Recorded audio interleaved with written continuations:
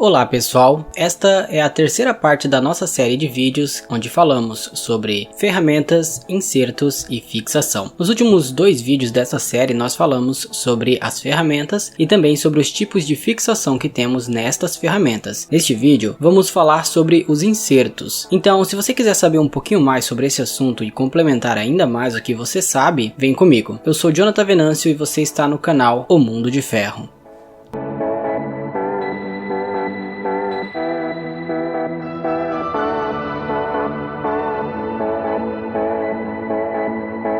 Bem-vindo ao canal O Mundo de Ferro. Se você é novo por aqui, não se esqueça de se inscrever, também curta e compartilhe para que os outros também saibam um pouquinho mais sobre os insertos que são utilizados no processo de torneamento. Sem mais demora, vamos ao vídeo. A primeira coisa que precisamos saber é que as pastilhas têm diferentes tipos de materiais que as compõem, ou seja, diferentes tipos de matéria-prima. Em usinagem, chamamos isso de substrato. A tabela que vai aparecer aí na sua tela mostra a relação entre os diversos tipos de materiais de ferramenta em relação à dureza no eixo vertical e à tenacidade no eixo horizontal. Atualmente, o metal duro com e também sem cobertura e também o Cermet com base em carbonitreto de titânio e nitreto de titânio são os principais materiais para insertos no mercado, pois eles possuem um melhor equilíbrio entre dureza e também tenacidade. Você pode ver então aí na sua tela, mais para a esquerda nós temos as classes com cobertura de diamante, diamante sinterizado, CBN sinterizado, cerâmicas, que compõem uma gama de materiais mais duros. Já para a direita, nós temos as gamas com aço rápido com cobertura, metal duro sem cobertura, aço rápido sinterizado. Esses são das classes mais tenazes. E ali no meio nós vemos as classes que são mais equilibradas, como já comentamos. O metal duro com e sem cobertura e também o Cermet. Ali também vimos metal duro microgrão com cobertura. O metal duro microgrão geralmente é utilizado nos acessórios das ferramentas. Por exemplo, calço, cunha, grampo. Esse tipo de material ele tem mais resistência quando comparado com os materiais das ferramentas, que geralmente é um aço temperado. Já que o metal duro é o material mais usado nos insertos, ou seja, nas ferramentas de corte de usinagem, vamos entender um pouquinho mais sobre o seu processo de fabricação. Veja agora esta imagem que vai aparecer na sua tela. Ali mostra um passo a passo de como é feito este item. Primeiro então é feita a mistura do carboneto de tungstênio com cobalto para chegar ao pó, que é classificado como matéria-prima. Você vê ali na primeira imagem. A matéria-prima ela pode ser tanto reciclada, os insertos que você utiliza, que eles não servem mais para trabalho, eles podem ser recolhidos de volta para ser usado como matéria-prima, ou eles pegam o material virgem mesmo, onde vai para o processamento e então nós temos este pó, que é o carboneto de tungstênio. A mistura granulada então é colocada num molde côncavo e é prensada, isso já no formato da pastilha final. Isso fornece então uma consistência moderada como a do giz, ou seja, depois desse processo, se você pegar o inserto, você vai conseguir desmanchar ele com a força da sua mão como se fosse um giz. Depois, esse pó compacto prensado é colocado num forno de sinterização e é aquecido a uma temperatura de aproximadamente 1400 graus, resultando assim no metal duro. Por isso que geralmente a usinagem não pode passar de 1200 graus, porque 1400 graus já é a temperatura de liga deste material. Então, depois de sinterizado, o volume daquele pó compacto transformado no metal duro, ele reduz consideravelmente. Além disso, a dureza do metal duro está entre a dureza do diamante e a da safira, e o seu peso é aproximadamente 2 vezes a do aço. O processo de fabricação do Cermet é idêntica, o que muda é apenas uma das composições da matéria-prima, que ao invés de ser utilizado o cobalto, é utilizado o titânio. Depois desse processo, o metal duro pode receber uma cobertura ou não. Sobre os tipos de cobertura que existem, são dois, CVD e PVD. Antes de falarmos sobre eles, vamos entender por que o Cermet não faz cobertura. A maioria das vezes as coberturas têm base em titânio. Como a matéria-prima do Cermet já compõe o titânio, ele não teria afinidade com esse tipo de cobertura, por isso não é necessário. Enfim, vamos então falar sobre o CVD e o PVD. Primeiramente sobre CVD. Que tipo de cobertura é essa?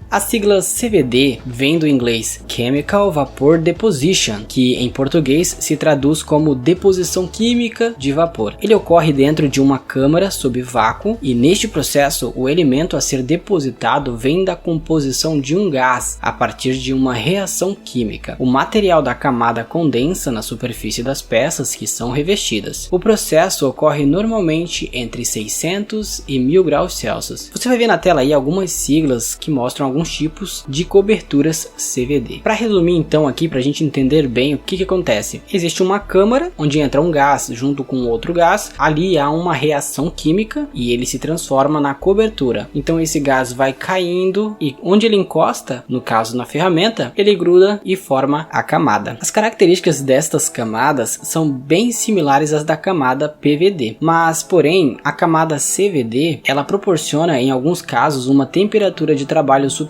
podendo chegar até 1200 graus Celsius. Os benefícios do revestimento CVD aplicado sobre ferramentas também são semelhantes aos conseguidos com os da camada PVD. A camada CVD, porém, é mais aplicada para pastilhas usadas no desbaste, por conta da sua tenacidade, que por sua vez gera uma melhora tanto ao desgaste como também à quebra. No caso das pastilhas com cobertura CVD, elas vêm geralmente em multicamadas, ou seja, tem mais que uma camada depositada sobre o substrato. E por ser uma camada mais espessa, ela então serve para velocidades de corte mais altas. As arestas dos insertos em geral precisam de uma preparação, ou seja, uma quebra na aresta de corte. Não pode ser tão viva assim a aresta de corte, pois como é uma camada mais espessa, ela não consegue formar uma aresta viva. É a mesma coisa que você pegar, por exemplo, um barbante e colocar ele na ponta da sua mesa. O barbante vai fazer o desenho exato. Agora, se você pegar uma corda muito grossa, ela vai fazer um desenho arredondado. É isso que acontece na cobertura CVD. Você deve estar vendo aí na sua tela uma imagem onde mostra uma pastilha cortada. Na parte de baixo, um granulado maior é o substrato, é o metal duro. Depois uma parte cinza escuro com os grãos alinhados para cima. Essa seria a primeira camada. Depois nós temos alguns outros grãos um pouco mais claro, seria a segunda camada e por último nós temos como se fosse um cobertor ali por cima. Essa seria a terceira camada e cada uma tem uma responsabilidade, elas não estão aleatoriamente ali, tem um porquê.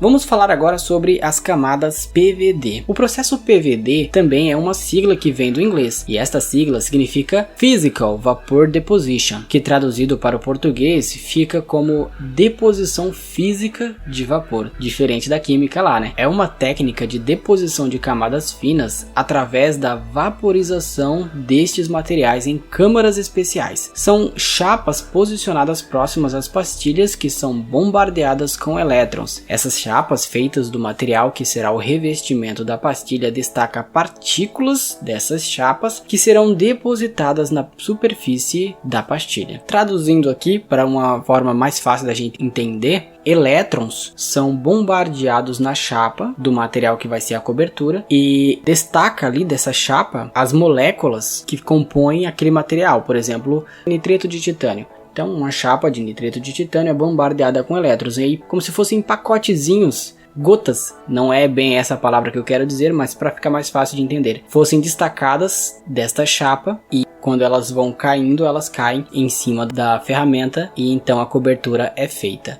Então não é um processo químico, e sim físico, porque as moléculas são arrancadas pelo bombardeio de elétrons. O processo padrão então é realizado a mais ou menos 500 graus Celsius, enquanto o processo de baixa temperatura pode ser realizado em torno de 200 graus Celsius. E você vai ver na sua tela aí alguns exemplos típicos de camadas obtidas por este processo. A camada PVD então ela é mais aplicada para as pastilhas usadas no acabamento, pois ela gera uma aresta mais afiada. É aquele exemplo do barbante que eu falei. Então ela é melhor para o corte. Porém tem uma aresta mais frágil, que obriga a uma velocidade de corte menor. Na tela você também já deve estar vendo aí uma imagem de uma pastilha cortada. Embaixo nós temos um granulado bem aleatório, que seria o substrato da pastilha, e em cima uma camada, uma faixa cinza escuro, que seria a cobertura. No torneamento também é possível o uso de brocas para furação, principalmente no caso do torno CNC e o torno revólver. Para a aplicação de brocas do torneamento, se é necessário o uso então de VDIs. Esses VDIs específicos que vão ser utilizados voltado para este tipo de aplicação. Eles precisam de buchas de redução e também de pinças. Existem basicamente 3 tipos de brocas utilizadas no torneamento e na usinagem em geral. São elas: broca inteiriça, broca com inserto único e broca de insertos intercambiáveis. Vamos falar bem breve sobre cada tipo aqui, depois em outro vídeo podemos nos alargar mais neste assunto. Brocas inteiriças. As brocas inteiriças são construídas inteiramente de um único material e pode ter cobertura PVD. Cobertura PVD por quê? Porque gera uma aresta mais afiada. Os materiais mais utilizados na construção de brocas inteiriças são o aço rápido, lembra daquela primeira tabela dos materiais dos insertos, que é um material mais tenaz, e o metal duro. Tanto o aço rápido quanto o metal duro pode receber uma cobertura PVD. E você vai ver na tela aí alguns tipos de coberturas que ele pode levar. Não é comum o uso de cobertura CVD, pois como já foi explicado, as arestas precisam ser bem afiadas. E como já expliquei, a cobertura CVD, ela por ser mais grossa não consegue isso. A cobertura então ajuda no ganho de velocidade de corte e também na vida útil. Então às vezes pagar um pouco mais barato numa broca de aço rápido não vale tanto a pena quanto você pagar um pouquinho mais numa broca de metal duro, pois você vai conseguir maiores velocidades e também uma vida útil maior. As brocas inteiriças podem também ser reafiadas, dependendo do modelo ali que você tiver. Quando isso é feito, então a cobertura deve ser reaplicada. Porém, há um limite de reafiações possíveis, não tem como você reafiar para sempre. Uma hora você vai ter que descartá-la. Agora, brocas com inserto único ou brocas de ponteira única. Essas brocas, elas possuem um inserto único na sua ponta que fará o corte efetivamente, e ela tem um corpo, pode ser de aço rápido ou metal duro. E este inserto na ponta, ele é de metal duro, ele é o que fará o corte. A grande vantagem é que o corpo não precisa ser substituído, pois ele não vai gastar, porque ele não entra em contato com a peça. Outra vantagem desta broca também é que ela pode ser utilizada em uma velocidade de corte maior quando comparada à inteiriça ou à de insertos intercambiáveis. Os insertos de metal duro na ponta também podem ser reafiados, não tanto quanto uma broca inteiriça, mas algumas vezes pode, antes de você precisar descartá-lo. E quando você precisar descartar, não precisa comprar uma broca nova, apenas substituir o inserto da ponta. Por último, brocas de insertos intercambiáveis. As brocas de insertos intercambiáveis têm 2 insertos na ponta. Um faz o corte central e o outro o corte periférico. Uma ferramenta muito conhecida deste estilo é a T-Max, da Scar. Essa broca proporciona fazer furos com diâmetros maiores por conta do seu corpo mais robusto e que também pode ser tanto de aço rápido quanto de metal duro. Uma vantagem dessa broca é que ela pode fazer mandrilhamento além do furo. Não muita coisa, claro, mas um ajuste é possível. Alguns fornecedores dizem até 5 mm